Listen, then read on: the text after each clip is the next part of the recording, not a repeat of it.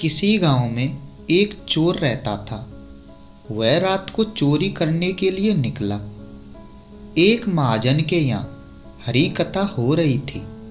उसमें पंडित जी भगवान के आभूषणों का वर्णन कर रहे थे कि उन्होंने अपने शरीर पर बेशकीमती आभूषण धारण किए हैं।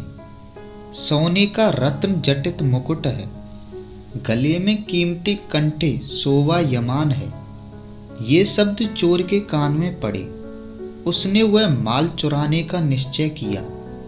उसने सोचा इसका पता पंडित जी को है।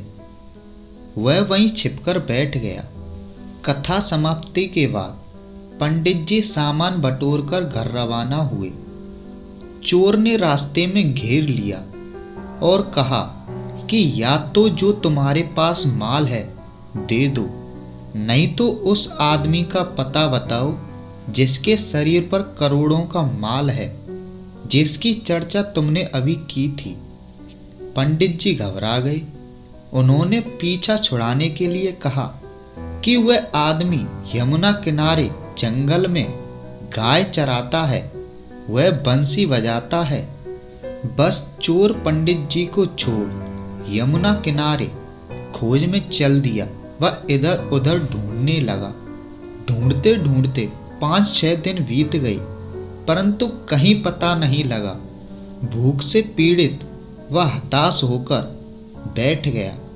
थोड़ी देर के बाद भगवान कृष्ण आभूषण युक्त, जैसा पंडित जी ने कहा था, गोपों के साथ झुंड में नजर आए। उनको देखते ही चोर प्रसन्न हो गया और हाथ में डंडा लेकर भगवान पर लपका। भगवान उसका मतलब समझ गए। उन्होंने पूछा, तू कौन है, यहाँ किस लिए आया है? उसने कहा, मैं चोर हूँ। जो तुमने आभूषण पहने हैं उनको मैं चुराने आया हूँ।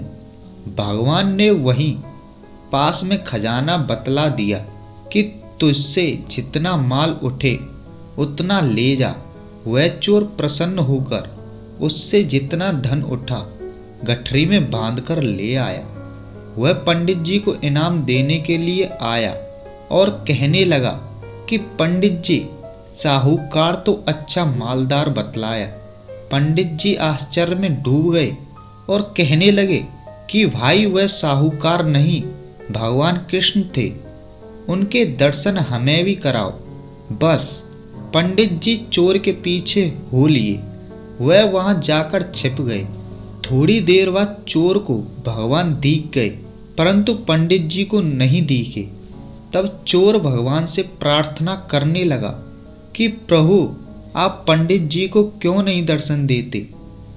भगवान कहने लगे कि जिस प्रकार तेरा दृढ़ विश्वास है वैसा पंडित जी का नहीं है, इसलिए उनको दर्शन नहीं होते। जिस प्रकार चोर ने पंडित जी के कहने पर दृढ़ विश्वास कर लिया, उसी प्रकार हर एक मनुष्य को चाहिए कि संत, महात्मा, विद्वान पुरुषों के विवेक युक्त वचनों का नियम से पालन करे। उसको अवश्य इच्छित सफलता मिल सकती है।